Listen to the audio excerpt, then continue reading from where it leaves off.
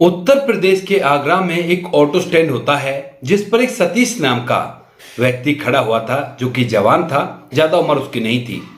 अब यहाँ पर जब वह खड़ा होता है और सवारी की राह देख रहा था तभी अचानक से उसका साथ में एक ऑटो चलाने वाला लड़का आता है और कहने लगता है कि भाई सतीश, एक दो दिन में क्या तुमने कोई कांड किया है?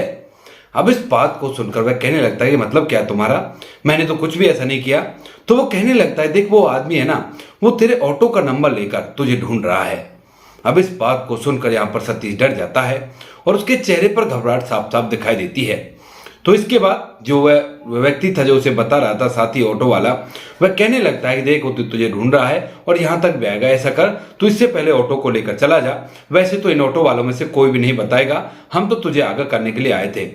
जो भी किया है उसे छोड़ इस बात को। ऐसा कहकर वह उसे जाने के लिए कह देते हैं और वह अब ऑटो को लेकर सीधा अपने घर चला जाता है। जो सतीश होता है यहाँ पर एक किराए के घर में कमरे में रहा करता है। छोटा सा कमरा है और उसके साथ उसकी प्रेमिका जो थी जिसका नाम आंचल होता है। पहले तो प्रेमिका थी लेकिन अब वो उसकी पत्नी बन चुकी है। उन दोनों ने शादी कर ली है। वह भी वहां पर थी और जैसे ही अपने पति को आया हुआ देखती तो पूछने लगती कि क्या हुआ, आप इतनी जल्दी कैसे आ गए?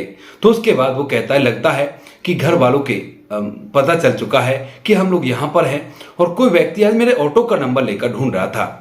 अब इस बात को सुनकर यहाँ पर जो लड़की होती है आंचल, वह कहने लगती कि ऑटो के नंबर से कैसे पता चलेगा उन्हें कि तुम हो? अगर तुम्हारा नाम पूछा होता तो ये बात तुम कह भी सकते हो या तुम्हारा फोटो दिखाया होता।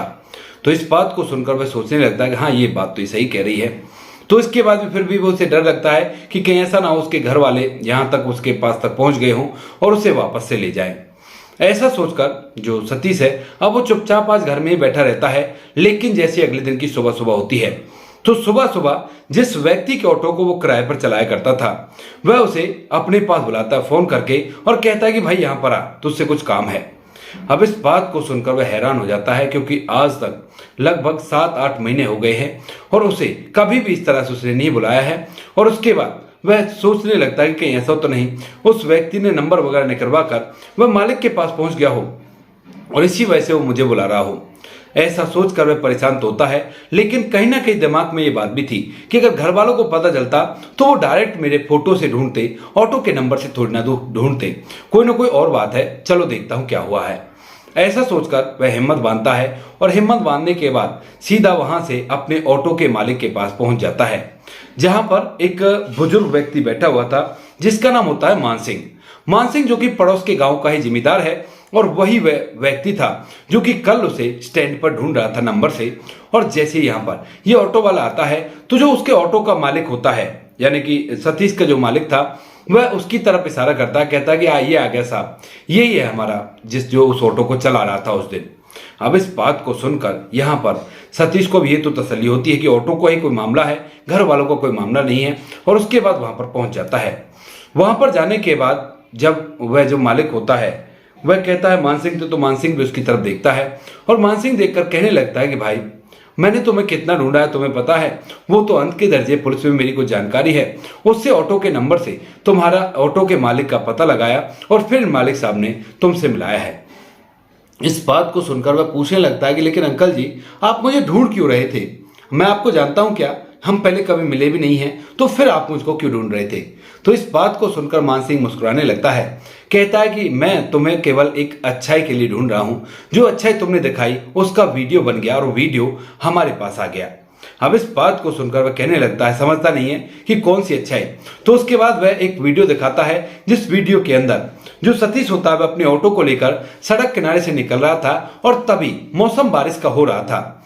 सड़क के किनारे एक अनाज का ढेर लगा हुआ था जो कि सूखने के लिए रख रखा था और उसके साइड में एक तिरपाल भी पड़ा हुआ था। लेकिन बारिश तो होने ही वाली थी बट आसपास कोई व्यक्ति नहीं था जो उस अनाज को ढक दे। और इस बात को देखकर जो सतीश होता है वह अपने ऑटो को रोकता है और रोकने के बाद ऑटो से उतरकर उस अनाज को ढकने लगता है। अब यहाँ पर जैसे ये वीडियो देखता तो वह समझ जाता है, दरअसल आज से 4 दिन पहले जो सतीश होता है वह एक सवारी को यहाँ से बिठाता है अपने स्टॉप पे से और वो किसी फौजी की घरवाली होती है। अब जो फौजी होता है वह फोन करता है और कहता है कि भाई साहब देखो, आप ना इसे घर तक छोड़ के आ जाना, आपके जितने पैसे होंगे उतने पैसे मैं दे दूंगा। क्योंकि जो सतीश था वह सिटी के अंदर ही ऑटो चलाया करता था, लेकिन जब वो बाहर तक ही कहता है और वह फौजी की घरवाली थी, तो इसके बाद तरस खाकर उसे वहां तक छोड़ने के लिए तैयार हो जाता है और जो उसके पैसे बनते हैं वो डबल किराया उसका ले लेता है, क्योंकि जाने का और फिर वापस खाली आने का। तो यहां पर उस ऑटो वाले को उस फौजी ने पैसे तो पे कर दिए थे, लेकिन जब लौट कर आ रहा था तो वहां पर साइड में एक नाज का ढेर, सड़क के किनारे फुटपाथ पर नाज का ढेर लगा हुआ था और वो सूखने के लिए शायद जमींदार ने, जो खेती बाड़ी करने वाला किसान था, उसने सूखने के लिए छोड़ रखा था। लेकिन अभी अभी बारिश होने वाला है, ऐसा एहसास उसे हो जाता है। अब जब बारिश का एहसास हो जाता है और वह अनाज को देखता है और सोचता है कि भाई यहाँ पर और कोई व्यक्ति नहीं है और अगर बारिश हो गई तो ये सारा के सारा अनाज भीग जाएगा। यानी कि गांव के किनारे की बात है, वे गांव की जैसे बाहरी फिरकी होती है ना, उस फिरकी की बात है।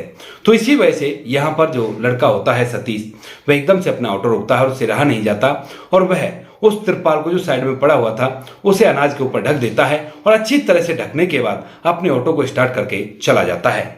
अब यहाँ पर जो मानसिंह होता है, यानी कि वो तो अपने काम को करके चला गया था, इधर जो मानसिंह था वह अपने खेतों पर कुछ और काम कर रहा था और जब उसे पता चलता है कि भाई बारिश होने वाली है तो उसके बाद वह भागा दौड़ा अपने घर की तरफ आता है, लेकिन घर आकर देखता है तो किसी ने पहले से ही तिरपाल को ढक रखा है।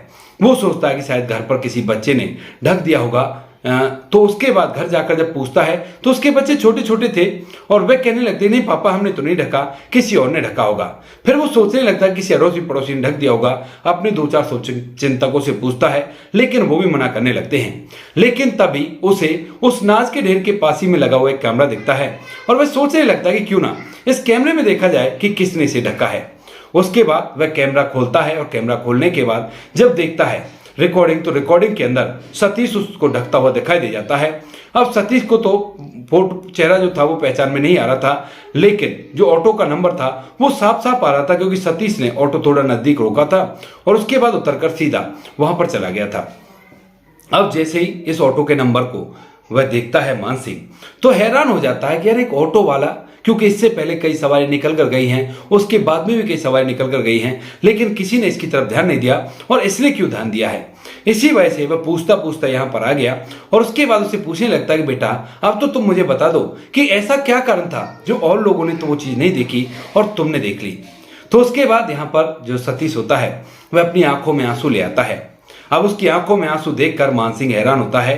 वह सोच रहा था कि मैं तो उसे इनाम देने के लिए आया था, लेकिन उसकी आंखों में आंसू आ गए।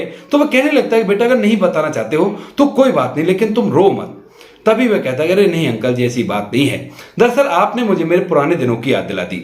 वह पूछता है कि वो कैसे, तो वो कहता है कि हमारे भी कुछ पुश्तैनी जमीन थी जिस पर हम खेती बाड़ी किया करते थे और हम भी अनाज उगाया करते थे। ऐसे हम भी सूखने के लिए छोड़ दिया करते थे और जब कभी बारिश में अनाज भीग जाता था ना, तो हमें पता है कि किसान पर क्या बीता करती है, क्योंकि अनाज ही उसके लिए सब कुछ होता है और हम भी इस चीज को भुगतभोगी थे। और जब आपके अनाज को ऐसे देखता हूँ और देखता हूँ कि मौसम खराब हो रहा है तो मुझसे रहा नहीं जाता और इसी वजह से मैं अब आपके अनाज को ढक देता हूँ। अब इस बात को सुनकर जो मानसिंह होता है और साथ में जो ऑटो का मालिक होता है, उन दोनों को जिज्ञासा होती है कि भाई जब इसके पास जिम्मेदारी थी, खेती बाड़ी थी, तो फिर आज यहाँ पर ऑटो चलाने के लिए मजबूर क्यों हैं। तो उसके बाद यहाँ पर जो लड़का होता है उससे पूछने लगते कि भाई अगर ऐसी बात थी तो तुम्हारे पास जो खेती बाड़ी थी वो कहाँ चली गई अब।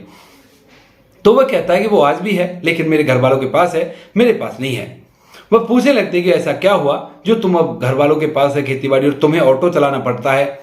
तो उसके बाद यहाँ पर वह कहने लगता है कि ऐसी छोटी मोटी बातें होती रहती हैं, अब आप क्या करोगे जानकर। लेकिन तभी जो मानसिक होता है वो कहता है कि नहीं, जानना तो मुझे है और आपको मुझे बताना होगा। इसके बाद जो लड़का होता है वह कहता है ठीक है, तो शुरू से कहानी सुनिए। यहाँ पर जो लड़का होता है वह बताता है कि मैं उत्तर प्रदेश के अलीगढ़ का रहने वाला हूँ।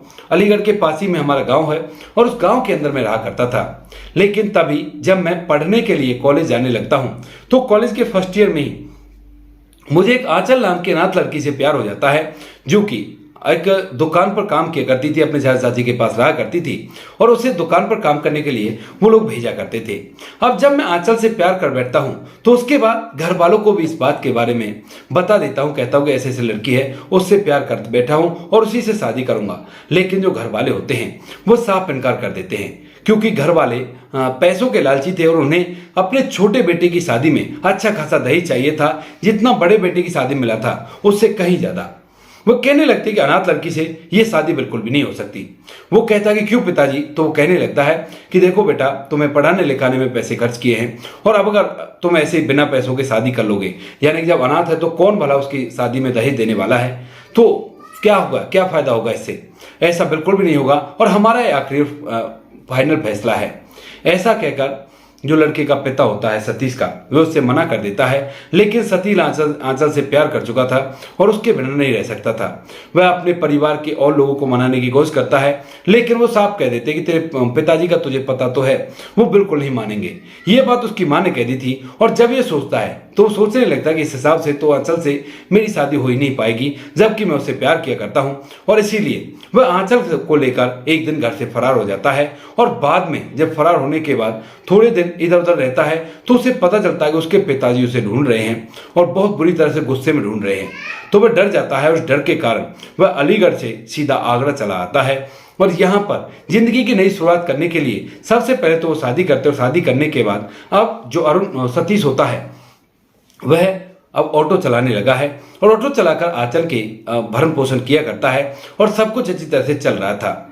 धीरे धीरे ये बातें जब उन लोगों की समझ में आ जाती हैं तो वो लोग भी हैरान होते हैं और कहने लगते हैं कि बस दहेज की तो बात थी, अगर ऐसी बात है तो आज हम तेरी इन बातों को पूरा कर सकते हैं, क्योंकि वैसे भी मैं तुम्हें इनाम देने के लिए आया था और इससे बढ़िया इनाम कुछ भी नहीं होगा। अब जो लड़का सतीश है वो समझ नहीं पाता है, कहता है कि अंकल जी आप कहना क्या चाहते हो? तो वो कहता है कि कुछ नहीं, बस इतना ही कहना चाहता हूँ कि अगर तुम्हारे घर वालों को दहेज चाहिए शादी में और वैसे कोई जात बिरादरी से कोई फर्क नहीं पड़ता तो दहेज तो मैं दिला दूंगा, इससे तुम अपने घर भी पहुंच जाओगे और ये ऑटो चलाने का काम भी तुम्हें नहीं करना पड़ेगा। वो पूछता है कि वो कैसे? तो वो कहता है कि आंचल अनाथ ही तो है ना। वो कहता है कि हाँ। तो कहता है कि आंचल को मैं अपनी बेटी गोद ले लूंगा और उसके बाद मैं खुद अपने घर से उसकी तुमसे शादी करा दूंगा। अब ये बात सुनकर जो सतीश होता है उसे हैरानी तो होती है, लेकिन ये बात उसे सही भी लगती है, क्योंकि जो आंचल थी उसके बारे में केवल पता ही था कि एक लड़की से प्यार किया करता है, ना तो उसका नाम पता था ना उसका फोटो वगैरह उन्होंने कभी देखा था। तो इसीलिए वो कहता है कि अगर ऐसा हो जाए तो आपका बहुत बहुत एहसान रहेगा।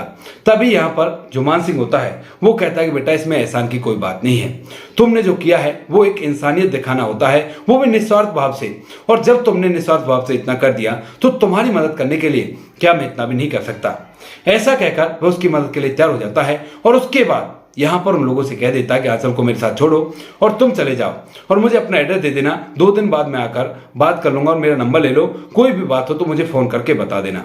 उसके बाद जो सतीश है वो ऐसा ही करता है, आंचल को उसके घर छोड़ता है, क्योंकि वो जमींदार आदमी था, पड़ोस के गाँव का था, आगरा के पड़ोस के गाँव का, और उस पर उसे विश्वास होता पूरा।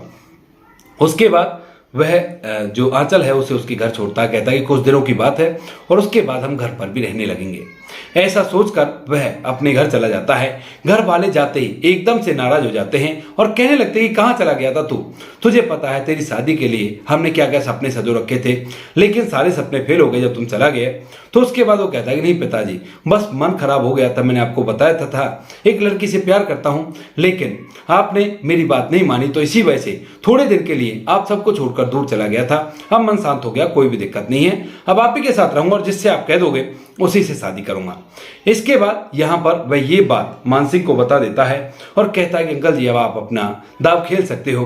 तो उसके बाद अगले दिन यहाँ पर जो मानसिंह होता है वहाँ के आसपास के गांव में थोड़ी बहुत जानकारी निकालकर उस व्यक्ति को अपने साथ लेता है और सीधा सतीश के पिता के पास पहुंच जाता है उनके बेटे की शादी की बात करने के लिए।